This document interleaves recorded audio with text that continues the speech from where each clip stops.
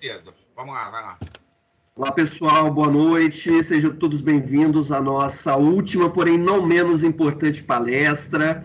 Nosso convidado, né, é da casa, tem um currículo maravilhoso, tem 15 anos de casa, né, trabalha 15 anos na Unicarioca, vai falar sobre esse cenário empresarial doméstico, né, e internacional também, nesse contexto da nossa pandemia, né, no contexto do pós-Covid. O nosso convidado é o nosso professor Marcelo Appenbaum, ele é administrador, colega nosso, né?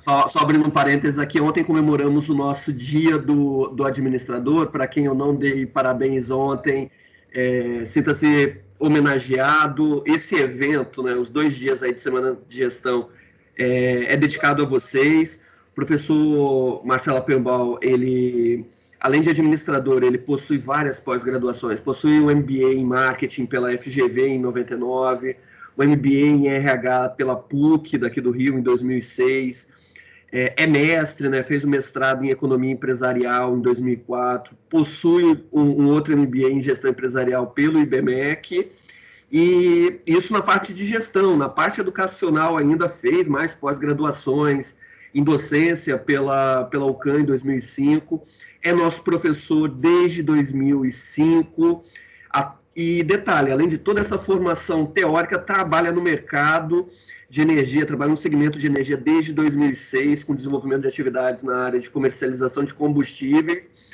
e gerenciamento de risco de commodities, né? A gente está observando a variação do dólar e como que isso está impactando o nosso custo, ele vai comentar isso com certeza. Seja muito bem-vindo, professor Marcelo.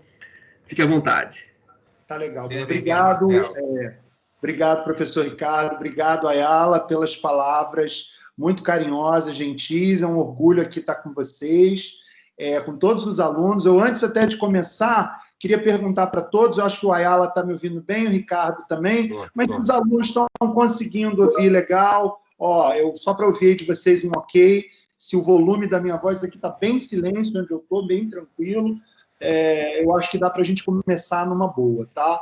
Se tiver qualquer necessidade, eu até propus aqui para os coordenadores, mas também queria negociar com vocês que estão assistindo, né, eu não vou chamar de palestra, vou chamar, né, de encontro sobre o mercado aí, né, para ficar uma coisa mais confortável para todos nós. Se vocês tiverem qualquer... o pessoal está dando uma sinalização que está muito boa, a qualidade da voz aqui, em silêncio, tranquilo, a iluminação está aqui também, eu fiz um teste, está ótimo aqui, para mim, pelo menos. Eu propus ao professor Ayala, só rapidamente, para deixar alinhado com vocês, eu pretendo fazer aqui uma apresentação, tá? Que é um resumo, e aí para que fique bem claro para todos, né? Da onde nós viemos, o que nós atravessamos, e é isso que todos os bancos, todas as consultorias estão gastando muitas hora homem nesse momento, HH, para tentar entender e se programar, vamos dizer assim, no ano de 2021, que esse ano pode-se dizer que ele está chegando ao fim, né? Nós estamos rumando daqui a uns 15, 20 dias para o último trimestre aqui do ano de 2020, e as empresas, o mercado, os bancos, começam a olhar para os seus clientes, né? Os corporativos, os clientes pessoa física, e tentar entender, fazer um olhar mais crítico do mercado, do que vai acontecer em 2021 para poder tomar posição agora. E eu acho que nós, usando aí um pouco aí vamos dizer assim, as expressões do professor Ayala, do professor Ricardo, da coordenação de uma forma geral, estamos formando empreendedores, pessoas que, de uma maneira geral, vão estar sempre olhando para as tendências do mercado, para o que vai acontecer no curto prazo, para a gente poder ter uma capacidade de reação, né, e resiliência. São as duas palavras que eu ouvi nos últimos 6 meses, né? A gente pode dizer que a gente começou a enfrentar tudo isso a partir de final de fevereiro, começo de março. É verdade que a quarentena ela começou no dia 16 de março. Mas já no finalzinho de fevereiro já existia um temor, tinham muitas empresas já, vamos dizer assim, em modo de incerteza, aguardando para ver quais seriam as orientações do governo, né, de uma forma geral, para fazer o enfrentamento desse problema. Tá? Então, a minha proposta para vocês, e aí já entrando um pouquinho já no conteúdo, né, eu quero fazer um trabalho de apresentação que está dividido, ele foi estruturado, eu montei aqui uma análise em 3 momentos do tempo. Tá? O primeiro momento do tempo, que eu acho que é importante, e eu queria comentar com vocês, depois, quando a gente abrir para falar, para tirar dúvidas, eu também não sei tudo de tudo, eu costumo dizer que eu sou um esforçado estudioso que adora pegar informações, dados, etc. e tal, para tratar esses dados, para trabalhar essas informações, a gente pode tentar trabalhar isso com mais profundidade. Mas, de uma maneira geral, a apresentação, essas informações, elas, para efeito de organização da cabeça de todos aí, elas vão estar distribuídas em 3 momentos. O primeiro momento eu chamo de pré-Covid, né? E aí, quando a gente falar de pré-Covid, eu acho que é importante a gente fazer uma análise do Brasil e do mundo, o que era, né, vamos dizer assim, eu peguei muitos relatórios aqui de consultorias, bancos, etc. e tal, o que era o mundo no pré-Covid final. E aí, quando eu falo pré-Covid, eu queria dar a oportunidade de falar janeiro, fevereiro, dezembro de 2019, o finalzinho do ano de 2019 até fevereiro. Tá? Então, eu vou trabalhar com 3 meses, um horizonte de 3 meses aí, para a gente dar uma olhada efetivamente naquilo que o mundo parecia estar caminhando para, e que, num determinado momento,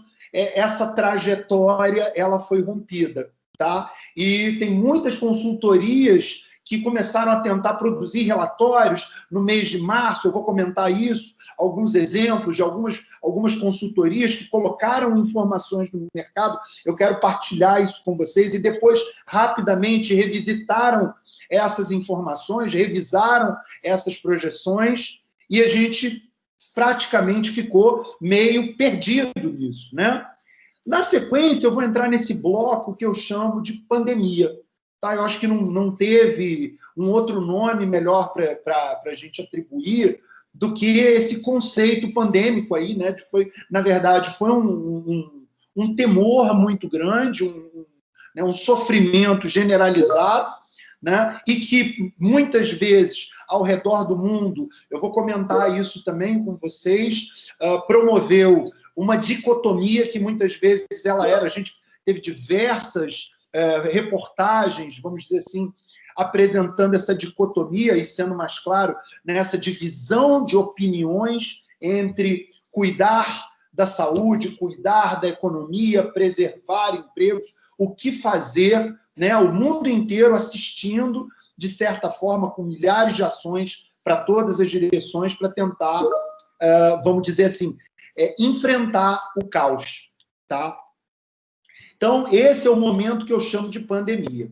Na sequência, a gente vai trabalhar o que eu chamo de pós-Covid. O pós-Covid, e aí eu acho que essa é a parte mais interessante para quem está assistindo, que é um convite a todos para a gente refletir o que nos aguarda. Né? E assim, quando eu falar o que nos aguarda, seria muito reducionista, vamos dizer assim, o que nos aguarda em termos de mercado de trabalho. Eu acho, né, e assim, essa é o que a leitura tem me mostrado, o que as palestras, o que os pesquisadores têm falado de uma forma geral, a gente deve, a partir de janeiro de 2021, e é isso, ontem saiu uma reportagem muito interessante na Exame, saiu na Folha de São Paulo, a partir do primeiro bimestre, vamos dizer assim, de 2021, o mundo vai ser bem diferente. Tá? Então, está sendo pensado, né, por diversas cabeças aí. Outro dia desse até assisti acho que foi uma palestra pela internet mesmo, de vários empreendedores que estão fazendo brainstorm para ver como vão mudar seus negócios. Né? Quais são as premissas que a gente vai ter em 2021, que, na verdade, terão que ser rompimento de paradigmas para que as empresas sobrevivam no pós-pandemia. Tá? Então, de uma forma geral, a ideia é a gente começar a construir na nossa cabeça da onde viemos, O que ultrapassamos aqui? E aí é muito interessante a gente olhar, né, o que tipo de problemas foram colocados. E aí, só para lembrar, muitos analistas econômicos dizem o seguinte: já se passaram outras pandemias, já tiveram outros problemas sanitários gravíssimos também, e que não foi, né, vamos dizer assim, não teve o efeito tão devastador que a gente está experimentando agora. Tanto sobre o aspecto humanitário, né, os números estão aí, mais de 100 mil mortes, né, pelo menos por aqui, mais de 3 milhões, são os números bem expressivos, bem agressivos. O Brasil, a Rússia, os Estados Unidos ainda estão figurando aí como grandes centros, mas a gente já começa a ouvir, né, que países que liberaram precocemente, né, ou decidiram reduzir ou flexibilizar um pouco a quarentena, experimentaram retornos agressivos de taxa de contaminação e, novamente, voltaram a problemas econômicos, com fechamento de empresas. Isso a gente está observando em diversos países na Europa. E aí, queria também dar um último exemplo antes da gente ir diretamente. Recentemente, eu tive uma oportunidade de fazer um trabalho com uma equipe que estava trabalhando na Nova Zelândia, e só para partilhar com vocês, uma equipe de consultoria, e eles experimentaram isso em junho, só para fazer esse comentário que vai ser, vamos dizer assim, o aperitivo para começar a falar sobre dados de mercado. Eles experimentaram em junho a notificação de que o país estava livre completamente de contaminação. Poucas semanas depois, eles liberaram tudo, abriram a economia, só não abriram as fronteiras para ingresso de estrangeiros, né? Mas, de uma forma, a população voltou ao mercado de trabalho e começou a viver praticamente sem máscara, sem critérios que a gente estava acostumado a observar no meio da pandemia. E houve um retorno gradual, sim, e que obrigou novamente a novas medidas de restrição, de isolamento, de controle. Israel foi um outro caso também que reportou dificuldades novamente com a mesma questão, e isso serviu de insumo. Eu queria trazer isso para vocês, para que isso sirva, né, vamos dizer assim, de combustível, vamos dizer, para a gente pensar o que aconteceu e o que está acontecendo e o que vai acontecer num horizonte que eu costumo dizer. Quando eu falo horizonte de curto prazo, para mim é um horizonte de 1 ano. É o curto prazo, tá? É o que a gente espera para o próximo ano, que é o que, na verdade, a maioria das pessoas está focando. Tá? Então, eu vou convidar vocês para a gente dar uma olhada nesse cenário, começando aqui nesse bloco 1. Vamos tentar dar uma resgatada. Eu fiz aqui, né, umas pesquisas e trago para vocês o seguinte: o que a gente tinha aqui no Brasil, né? Finalzinho de 2019, começo de 2020, basicamente, o que a gente tinha aqui? Uma expectativa muito forte de retomada de crescimento econômico, né? Isso que estava ventilando. Eu me lembro que isso era, e logo quando o ano de 2020 ele começou com uma expectativa positiva, bolsa para cima, muitos comentários de atração de novas empresas para o Brasil. Mas, basicamente, o que a gente tinha? Uma grande expectativa no radar de retomada de crescimento, uma forte tendência por parte do governo de desoneração das empresas, né? Diminuir impostos, taxas, tributos, burocracia, para facilitar o processo de contratação de pessoas no mercado, aumentar, na verdade, estimular o investimento privado.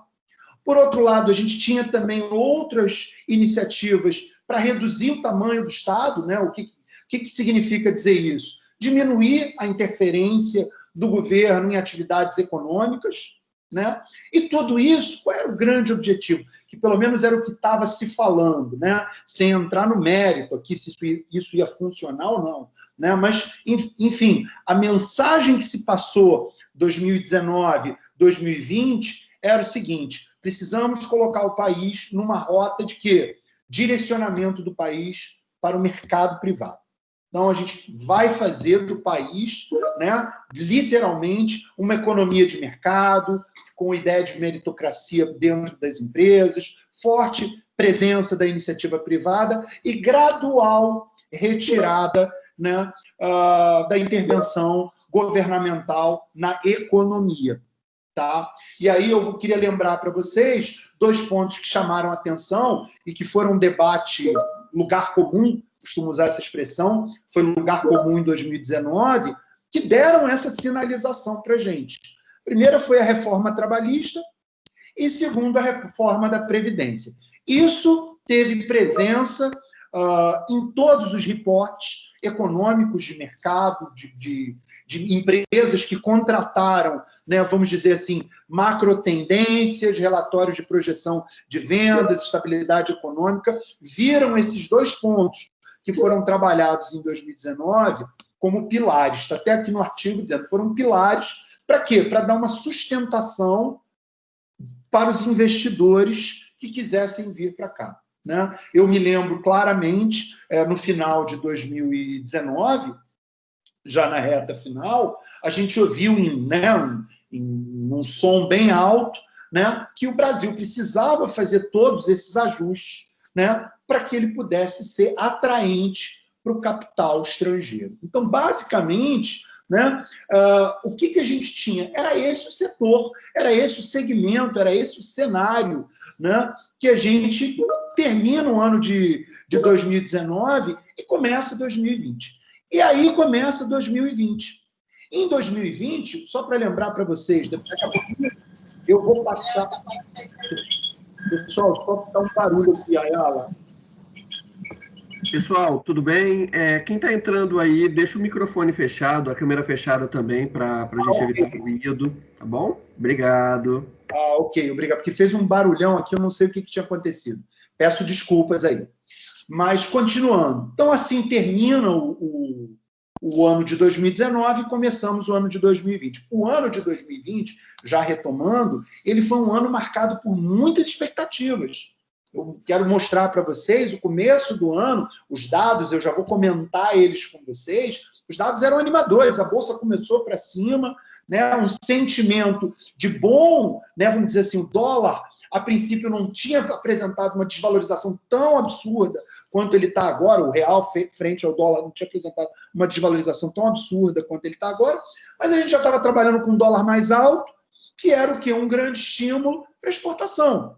Então, a gente viu aqui no começo do ano um cenário muito promissor. Né? Paralelamente a isso, eu acho que vale a pena a gente citar alguns elementos que estão aí no radar até hoje, né? Mas foram praticamente, não vou dizer esquecidos, mas ficaram subjacentes, em segundo plano, por conta do que aconteceu da pandemia de fevereiro, março para cá. O primeiro ponto era essa, vamos dizer assim, a previsão de uma reforma administrativa, né, por parte do governo, ia fazer um reescalonamento na parte de gestão, contratação, toda a estrutura governamental, eles iam fazer uma reforma, estavam com isso no gatilho, e esse tipo de medida tinha uma promessa imediata de uma economia de 300 bi em 10 anos para o país, e isso ia se reverter num grande alívio para as contas públicas. Segundo ponto, era a promessa, e não estou dizendo que isso ficou esquecido de jeito nenhum, acredito que isso também vai entrar na pauta, eu tenho lido sobre isso, é a ideia da reforma tributária. Né? Essa ideia de junção, PIS, COFINS, simplificação no processo de tributação para facilitar e muito a tributação nas empresas, né? Reduzir a burocracia e melhorar a qualidade da arrecadação. O terceiro ponto também, olha como é que o Brasil começa 2020, né? Depois a gente vai falar um pouquinho de segmento internacional. Olha como é que o Brasil começa. No radar, aí parece, né? A Bolsa, de uma certa forma, se empolgou com isso. Eu não sei quem é que gosta de acompanhar mercado financeiro. Eu, particularmente, por trabalhar com isso, gosto de ver. A Bolsa se empolgou com isso, uma sinalização do princípio de um ano, de uma expectativa de privatização na ordem de 1,2 trilhões. Então, o governo, de uma forma geral, colocou no mercado, né, um sentimento de venda de estatais, venda da máquina pública aos poucos, para arrecadar dinheiro, quitar a dívida pública, reduzir a estrutura, né, de uma certa forma, e melhorar, vamos dizer assim, a qualidade da tributação no Brasil, equilibrando, em definitivo, né, a gestão pública, as contas públicas, de uma forma geral. Isso, só para lembrar para vocês todos, vamos dizer assim, a conjunção desses elementos trouxe para o mercado um sentimento muito positivo para o âmbito do investidor, tá? Para o investidor que estava lá fora, começou a mudar o olhar, né? E aí eu costumo lembrar o que eu assisti na televisão, na internet, de grandes eventos, grandes fóruns no exterior apresentando, sinalizando a venda de empresas nacionais, aqui para atrair investimento, para melhorar, vamos dizer assim, a qualidade do investimento aqui no Brasil, e principalmente, aí só para dar um destaque legal, principalmente para a área de infraestrutura, tá? Parte de água, parte de energia, se discutiu muito, para quem lembra aí, no primeiro trimestre do ano de 2020, a questão do saneamento básico, dos esgotos, né? A ideia de criar uma empresa, ou, na verdade, vender o sistema para uma empresa privada que fizesse uma gestão eficiente dessa ideia do saneamento básico. Tá? Então, isso foi uma grande emissão de sinal positivo para o investidor, tá? Para o dono de empresa, para os grandes empresários, para as multinacionais e também, por que não dizer, para micro e pequenos empreendedores que começaram a vislumbrar um mercado mais próspero, né? A formação de um consumidor, de um mercado consumidor mais sólido, um país talvez um pouco mais controlado fiscalmente, com menos dívida, né? E que traria benefícios, vamos dizer assim, de médio e longo prazo, exatamente como foi a proposta que foi anunciada da reforma da Previdência, tá? E a reforma trabalhista.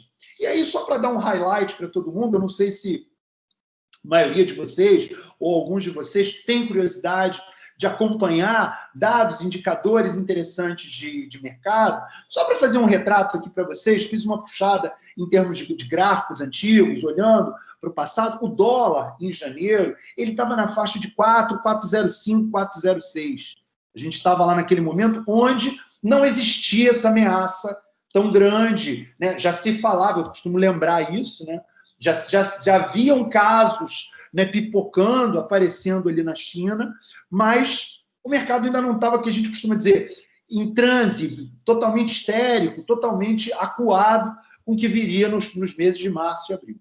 Então, o dólar estava na faixa de 4,06, o euro 4,50, libra 5,30, o petróleo estava bem, vamos dizer assim, num patamar próximo a $65 o barril, tá? Que era considerado, né, um patamar adequado para vamos tornar investimentos viáveis, né? E aí, pessoal, talvez só para explicar isso para vocês, o petróleo ele tem que manter uma faixa de preço mínima, né, para essas empresas produtoras elas terem capacidade de suportar os seus gastos, né, com investimentos em equipamentos, em máquinas de perfuração, e a indústria precisa disso. Eu costumo lembrar isso para vocês, né, de uma forma geral, em algumas turmas pedem para explicar um pouco mais isso. Nós somos, vamos dizer assim, extremamente dependentes ainda, né, da energia fóssil, do petróleo.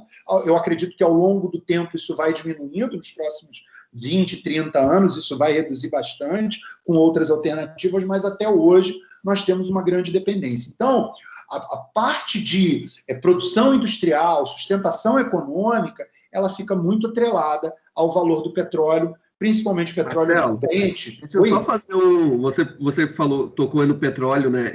Se eu não me engano, foi abril, maio, início de junho, nós tivemos contratos, né? Maio para entregar em junho, contratos negativos, né? As empresas estavam pagando para se livrar do petróleo, né? Quando você fala aí necessidade de um preço numa faixa aí de viabilidade, e tinha o excesso de estoque, tinha pandemia no auge aí no mundo inteiro. Só para esse fato foi interessante. Eu vou aproveitar, muito bom o comentário do Ayala, mas aí é uma coisa mais para o cara que vamos dizer assim, que é ligado no mercado, que gosta de acompanhar isso, só para todo mundo alinhavar com todo mundo. Eu queria dizer isso para vocês. O petróleo, né, vamos dizer assim, ele chegou em janeiro, fevereiro, ele estava na casa de 64, 65 dólares, mais ou menos.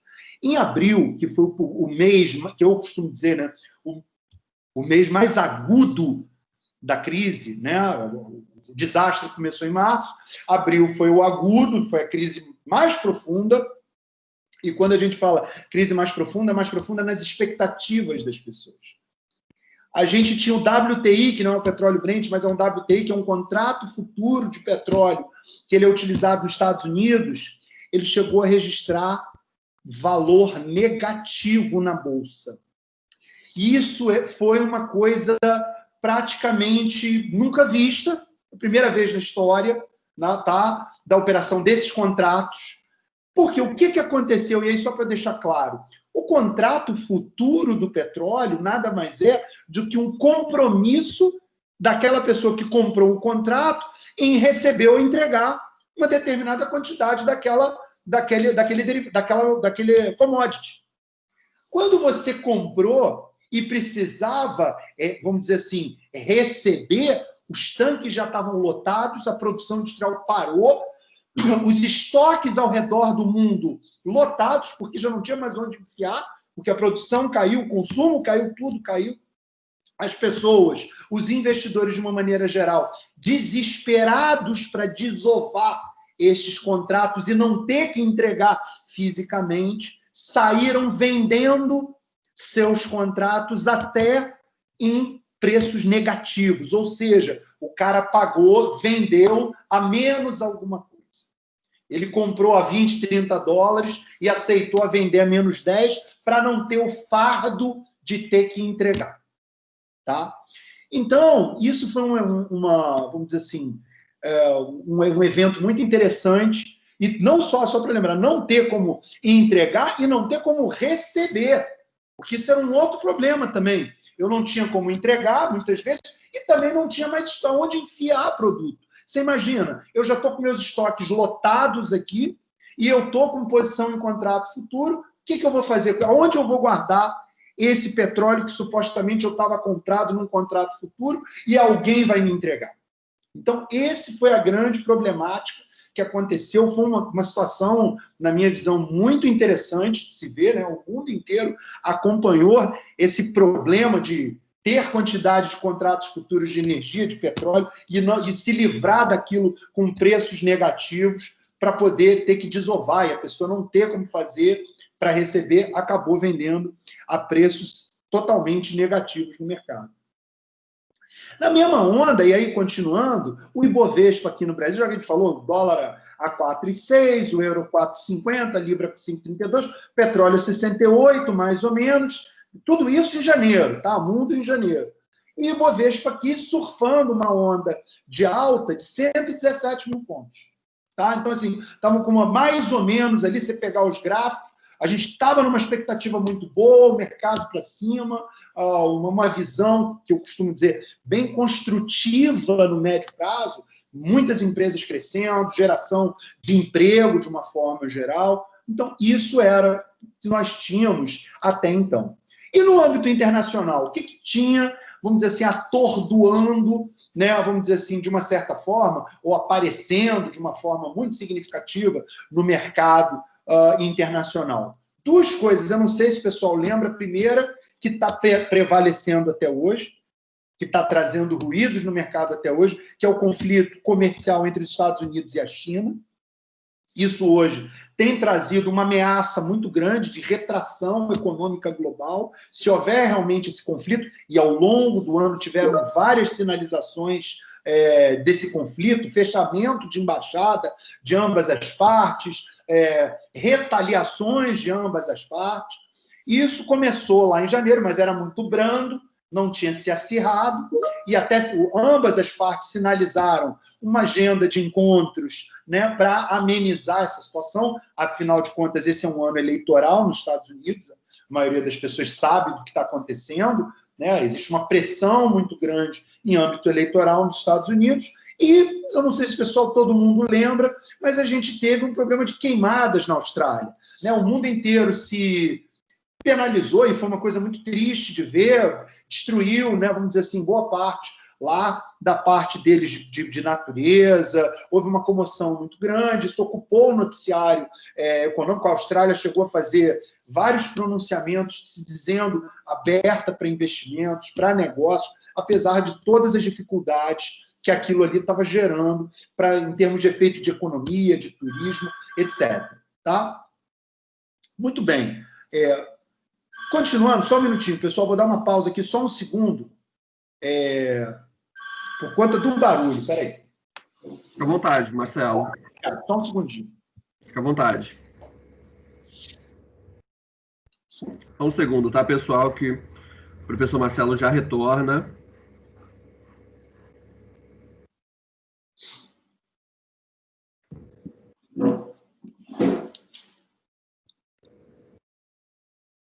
Muito bem.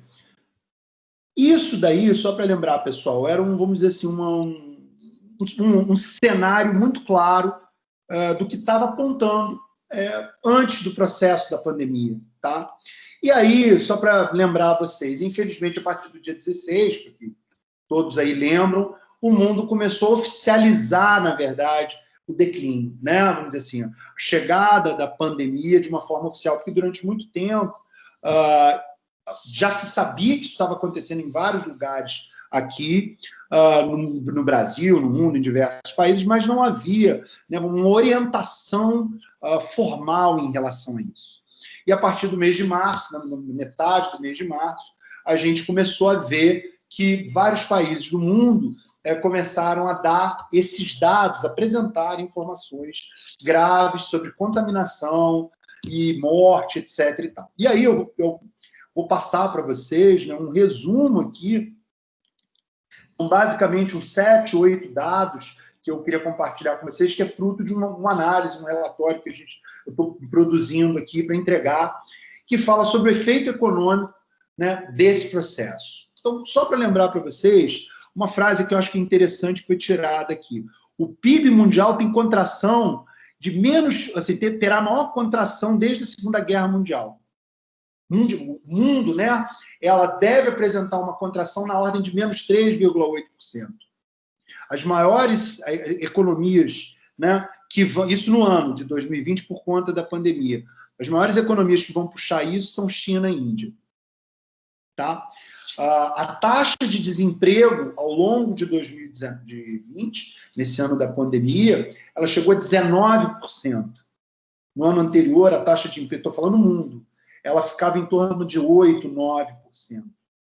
Na zona do euro, só para vocês terem uma ideia, naquela bloco onde tem vários países europeus, o recuo foi de 12,1%.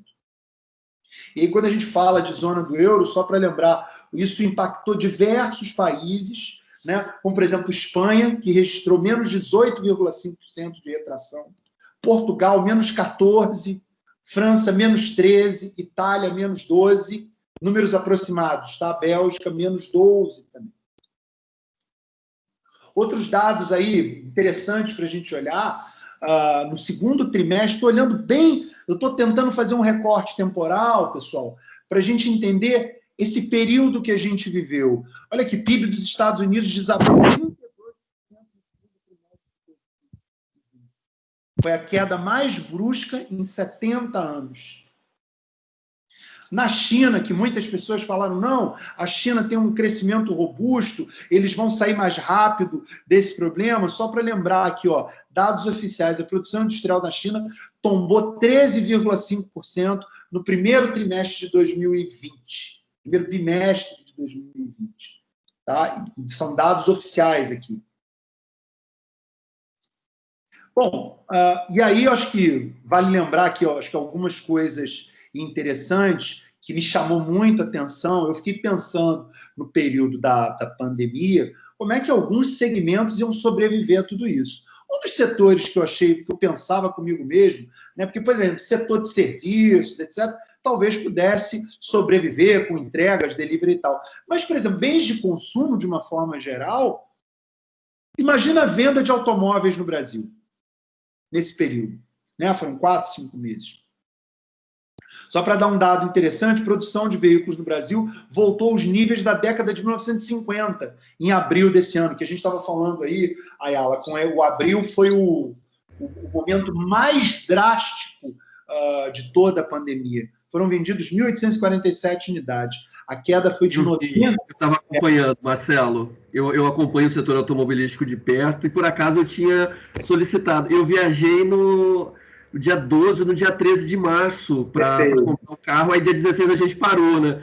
E aí, assim, retomaram, as fábricas começaram a retomar com protocolos europeus no final de maio. E aí, assim, como você disse, menos de 2.000 carros emplacados, né? Eles analisam as vendas pelo número de emplacamento. E aí, assim, menos de 2.000 carros, a gente está falando da época lá da instalação das primeiras multinacionais da década de 1950. Perfeito. Perfeito. Eles botaram até nos relatórios, né, queda de 99% na produção, 95%, vários relatórios colocaram isso bem largamente, né? Um outro setor, e aí só para lembrar para vocês, um outro setor que deve ser, e a gente ainda não tem o dado oficial finalizado, mas o setor de turismo, entretenimento, de uma forma geral, vai ser o mais castigado.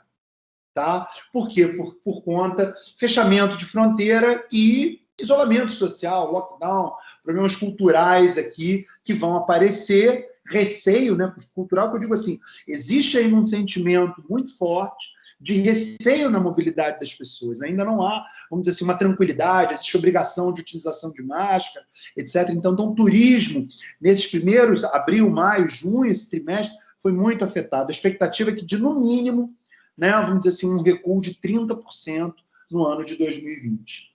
Tá? E aí, só para dar um exemplo para vocês, eu acredito que a maioria deve ter acompanhado isso já promoveu reflexos, tá? A Latam, que é uma empresa agora muito importante no segmento aí de transporte aéreo, já pediu recuperação judicial.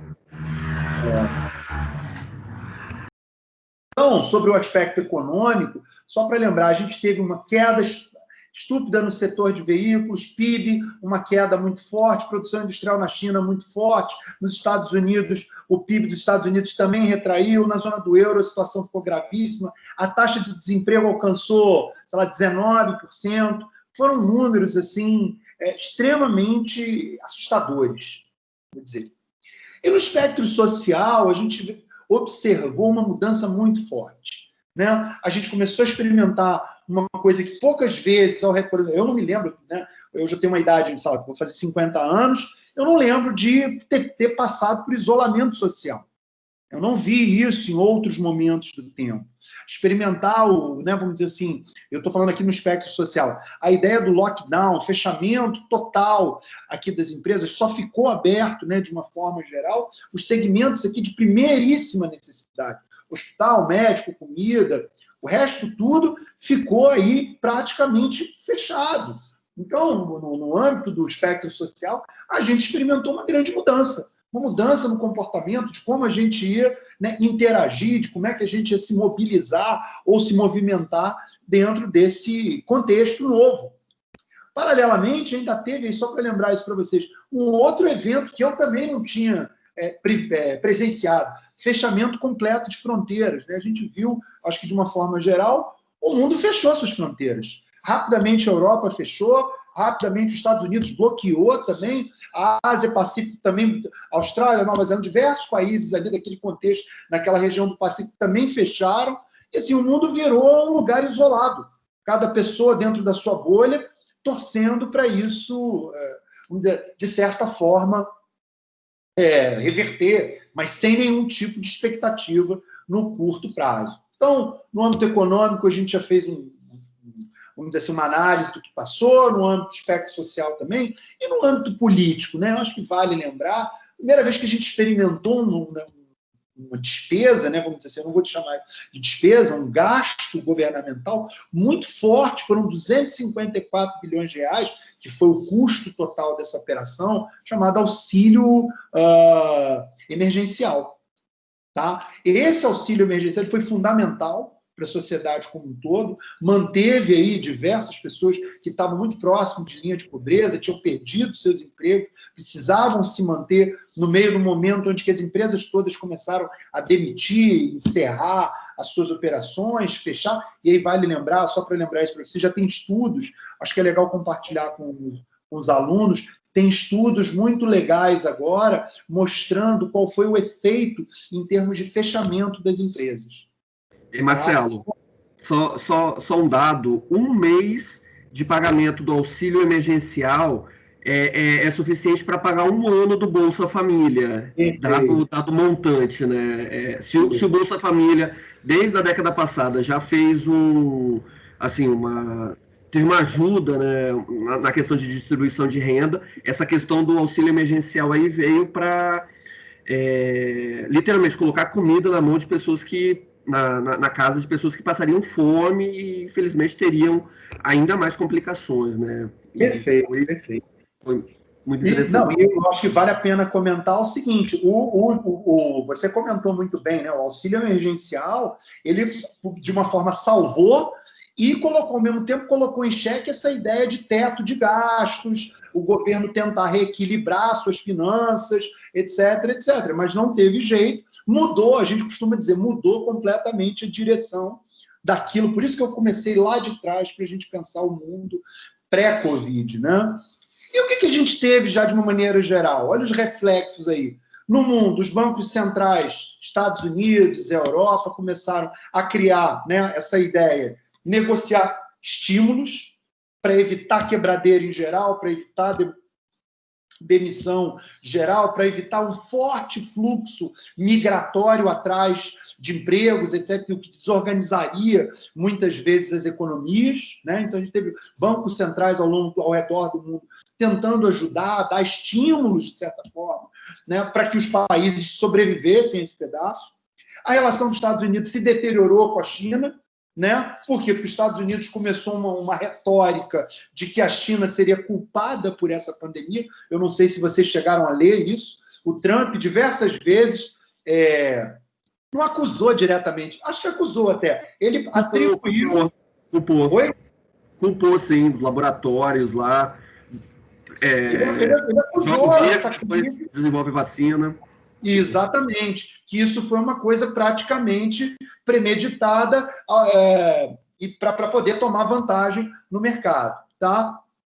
E aí, pessoal, só para a gente lembrar, já que eu falei daqueles dados aí do começo, o petróleo, só para lembrar para vocês que a gente estava vendo ele na faixa de $60, em abril ele atinge $20, $22 o Brent. Foi uma queda, assim, apavorou inúmeras empresas do setor de energia, né? Deu uma sinalização muito problemática para o mercado em termos de médio prazo. O que vai ser da produção industrial com petróleo tão baixo?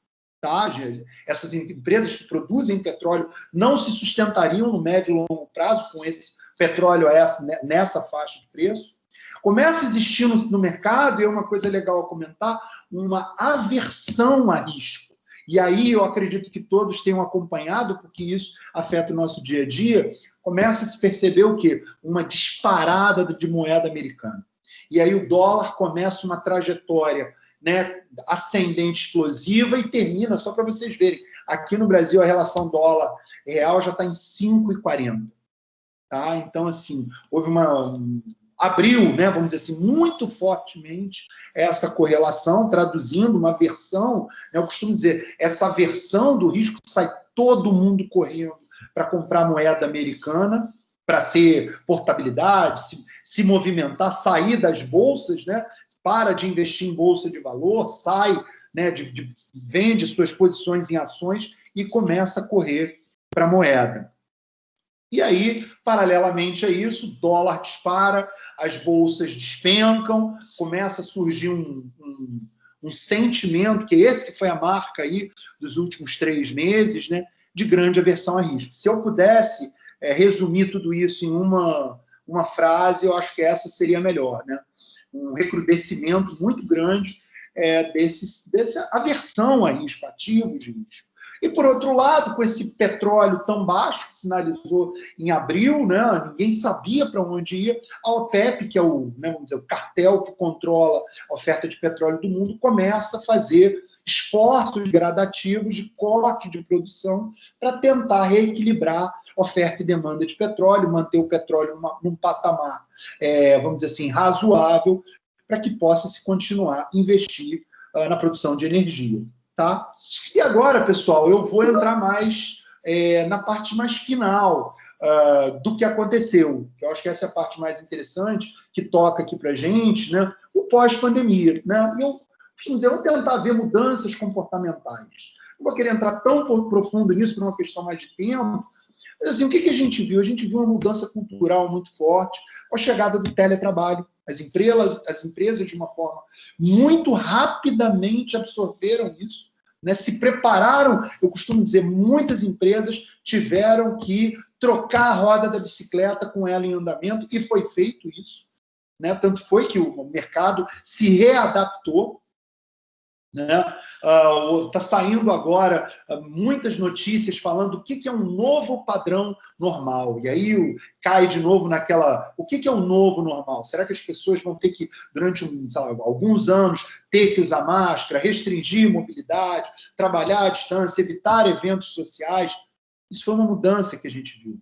Outra coisa que a gente percebeu também foi uma mudança no planejamento familiar. O que significa dizer? Houve uma tendência muito forte de deslocamento regional, as pessoas com receio, né, vamos dizer, do alastramento da pandemia, começaram a ir para regiões com menor incidência de casos.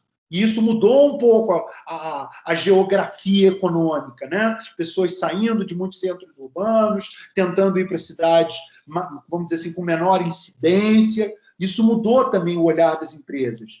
E, no meio disso tudo, eu costumo dizer, é a pergunta e a palavra de $1 milhão, é o lançamento da vacina. Então, o mercado hoje, né, acompanha diariamente, né, para onde vai isso. Já estão falando aqui no Brasil, em janeiro, vai começar um processo de vacinação. Estados Unidos, em outubro e novembro, está correndo aqui para poder lançar essa vacina lá. Mas a grande verdade é a seguinte, ainda não se tem um consenso sobre a efetividade dessa vacina, nem muito menos não se tem um consenso sobre o quanto isso pode se traduzir em recuperação econômica.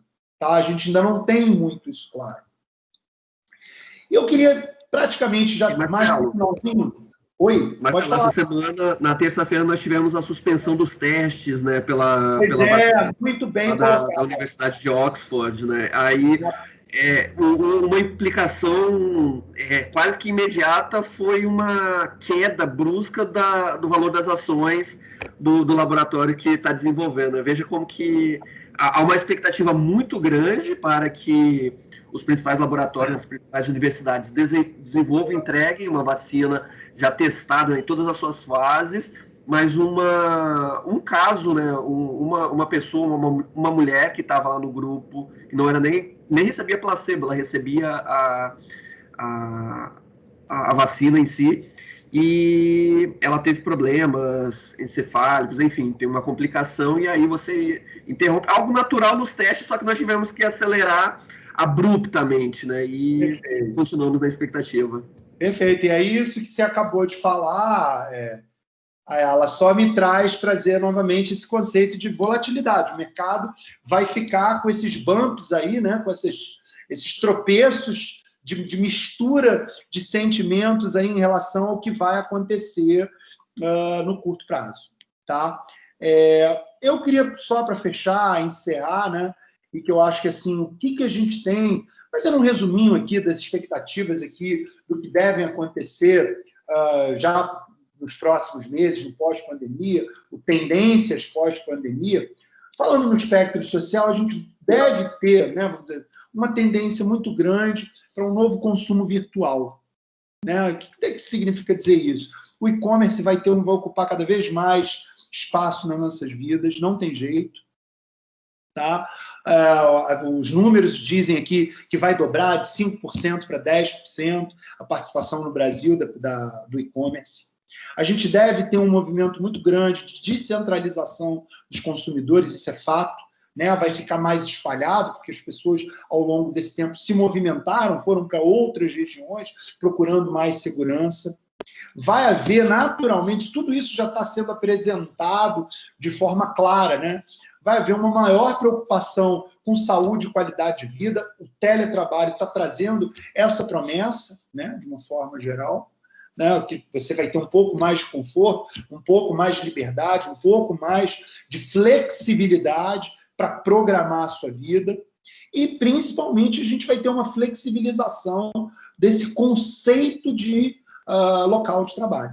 A gente vai começar a entender agora que a gente vai ter que rever esse nosso, vamos dizer assim, essa nossa percepção.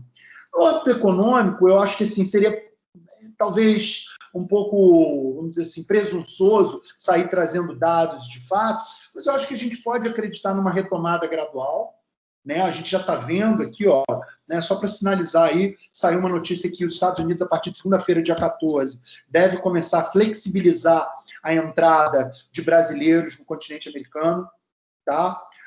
Já tem muitas empresas fazendo planejamento para o final de ano, festas. Aqui no Brasil, só para lembrar para vocês, a fronteira já está aberta, tá? Então a gente já tem um ingresso natural, não há mais proibição de entrada de estrangeiros para cá, para turismo, para passeio, etc. O varejo já está dando sinais aí, os últimos dados, o varejo, de uma forma geral, já está dando sinais de recuperação. No mês de julho, só para dar um dado interessante, já apresentou uma recuperação de 5,2% em relação ao mês de maio, né, mostrando aquela tendência de retomada em V, né, caiu e subiu, vai começar a subir aceleradamente. Setor de serviços também, junho também em recuperação em relação a maio.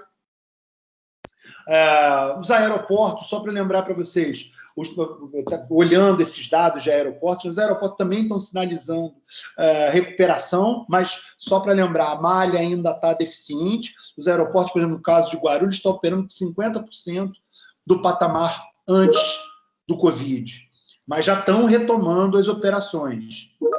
Então, de uma forma geral, o que a gente deve ter? Tá?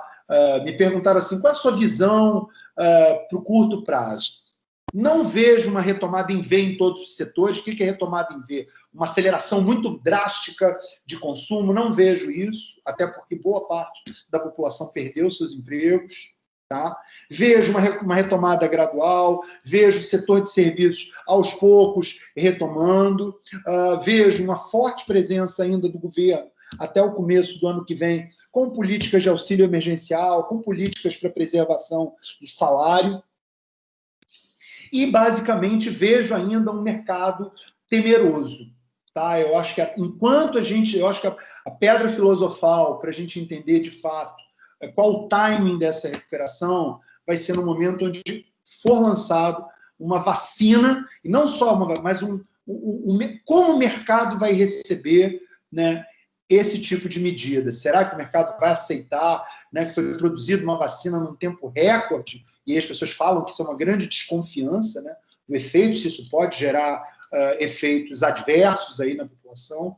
Mas eu estou, assim, se você me perguntar, para fechar aqui o encontro, qual a minha visão, eu estou com uma visão construtivista. O que é uma visão construtivista? Eu estou vendo um mercado retomando, mas não nessa velocidade que eu vejo as pessoas falando, com euforia. A Bolsa hoje já caiu bastante, né? Quem está acompanhando, viu que no começo dessa semana foram 3 pregões aí de queda, com problema daquelas ações de tecnologia. Não sei se o pessoal acompanhou, né? Que foi uma frustração muito grande. Tem uma empresa que eu costumo acompanhá-la pela internet, que é a Tesla. Foi uma grande frustração. Ela divulgou dados aí, decepcionantes, e isso puxou também, né, a Tesla, a Google, a Alphabet, o YouTube, enfim, muitas empresas do setor de segmento de tecnologia puxaram para baixo a Bolsa nos Estados Unidos, traduzindo um pouco esse sentimento de incerteza. Pessoal, vou parar por aqui. Eu acho que já são 8h55. Queria deixar aí, se alguém quiser fazer comentário. Já tem, Marcelo, já tem perguntas aqui, tá? A Silvana, muito participativa, ela traz aqui. Marcelo, os preços dos produtos devem continuar altos até quando?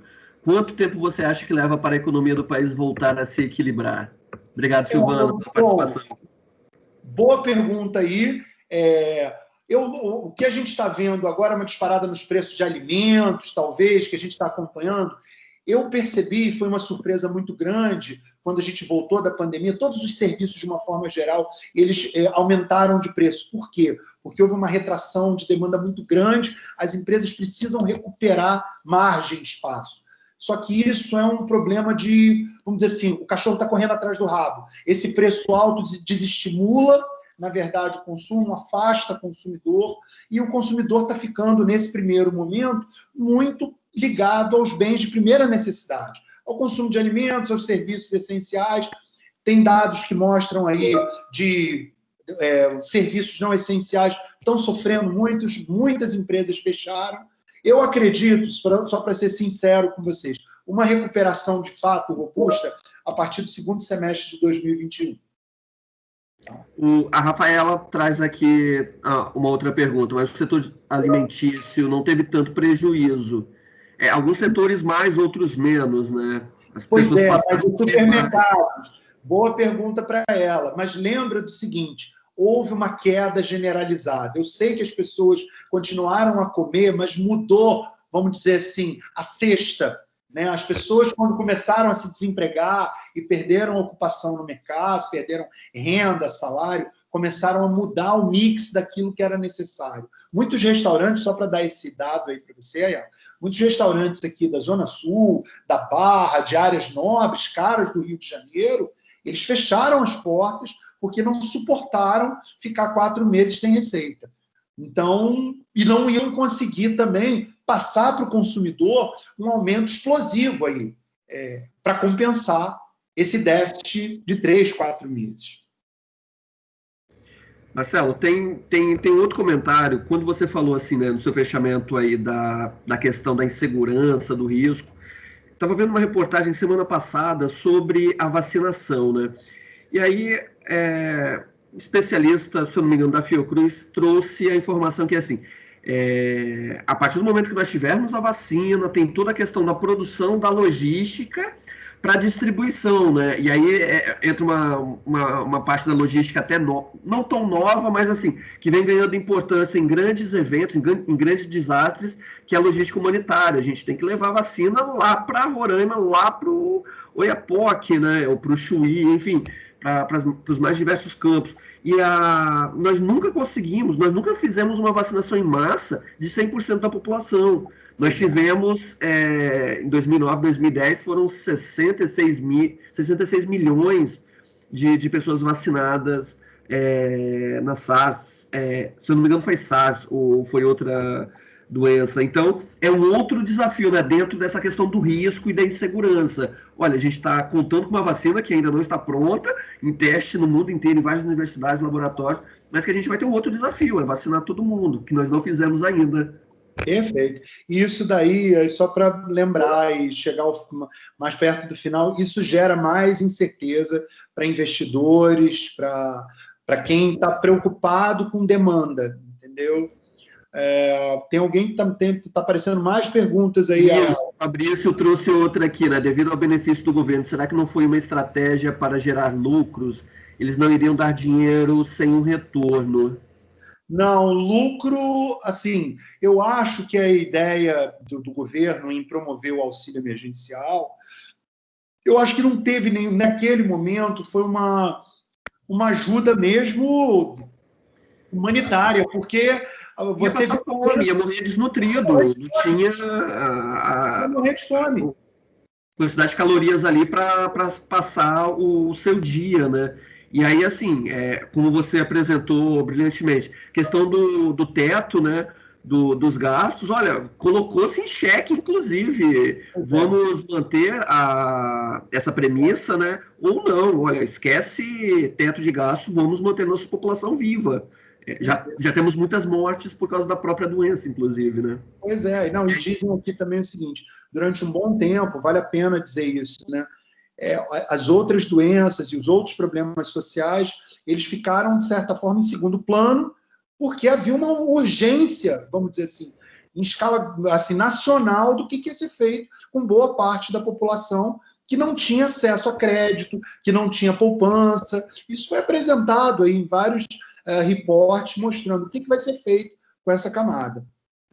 Tanto pessoas quanto empresas, né? Aí, assim, que não tinham poupança e não tinham um caixa ali, uma quantidade para se manter, né? E aí, quando a gente fala de pessoas, é ainda pior. Empresas, você tenta recorrer ao empréstimo ali. Algumas pessoas que já estavam desempregadas, que não tinham como se manter, não tinham com que alimentar, né? A Silvana traz uma outra pergunta aqui. Qual foi a mudança que veio com a pandemia que não deve mais deixar de ser necessário, mesmo que volte tudo ao normal?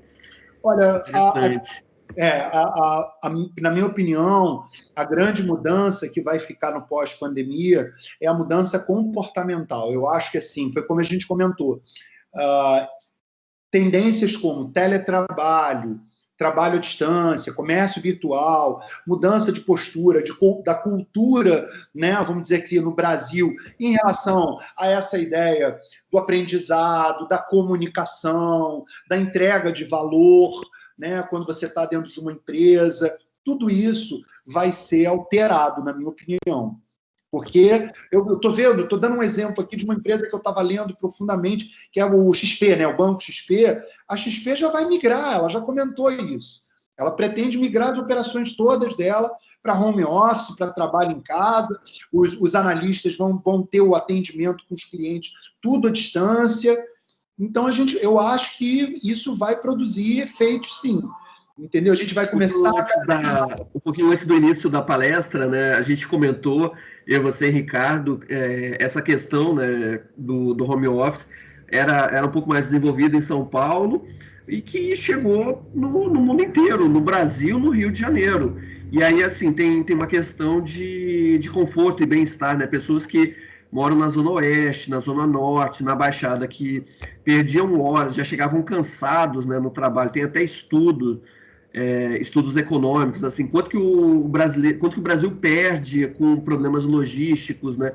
E aí essa questão do home office, a gente vai conseguir trabalhar mais, vai conseguir trabalhar melhor. Tem que tomar um certo cuidado também para não confundir os horários, e aí, assim, entrar em parafuso, né? Mas é uma questão que chegou no Rio de Janeiro, e especificamente no Brasil inteiro, mas aqui no Rio de Janeiro, se a gente estava um pouquinho atrás de São Paulo, olha, é questão de sobrevivência. Empresas vão para o home office e vão ficar, né? A partir de 2020. É verdade. E eu estou ouvindo, né, no mercado, isso vai se multiplicar, isso vai reverberar. Só para lembrar para vocês, está saindo muitos estudos, mas chegando aqui para o finalzinho, sobre, por exemplo, o setor de academias de ginástica. Estão tentando fazer uma migração gradual para oferecer o serviço à distância. Enfim, existe todo um trabalho que eu acho que esse vai ser o grande legado de toda essa transformação. Tá? Porque eu não imaginava, né, que isso fosse acontecer tão rápido. Eu não imaginava. A Júlia traz aqui, os preços estão assim altos por conta da exportação, com o dólar alto. Alguns produtos como o arroz, né?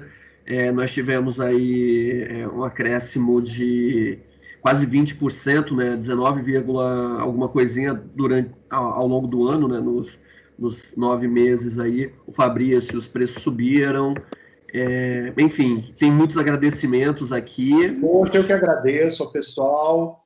Muito obrigado, Ayala, por todos vocês. Olha, Ayala, eu estava acompanhando aqui junto com vocês. A gente teve uns 50 alunos ou mais aqui na palestra. Bateu 80 alunos, eu vi aqui. Queria agradecer aos alunos aqui de uma forma geral. O pessoal está agradecendo bastante, elogiando.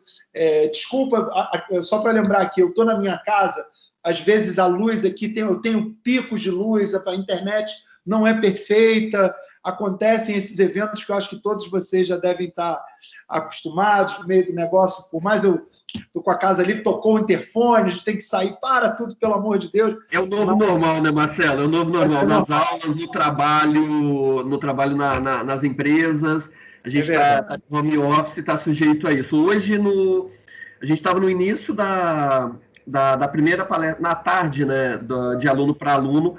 eu estou do lado do meu modem, aumentei a internet, comprei um notebook novo e a minha internet caiu. Só que eu estou com 2 notebooks e o meu celular, para você ver como que a gente fica.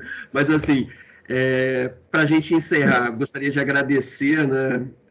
Falar em nome da Unicarioca para você nos recebeu também, e, assim, os alunos só agradecem a você e todos os nossos palestrantes.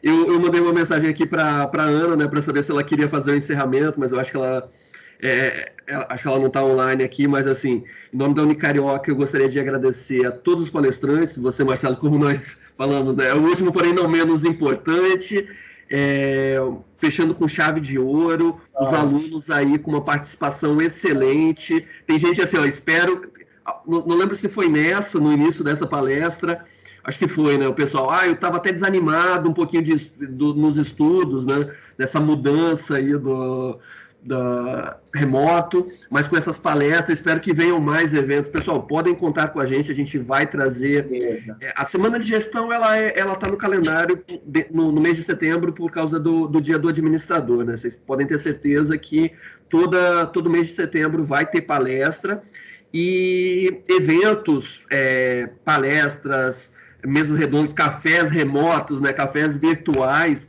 A gente vai trazer profissionais, professores para debater determinado tema. Então, fiquem tranquilos, tá?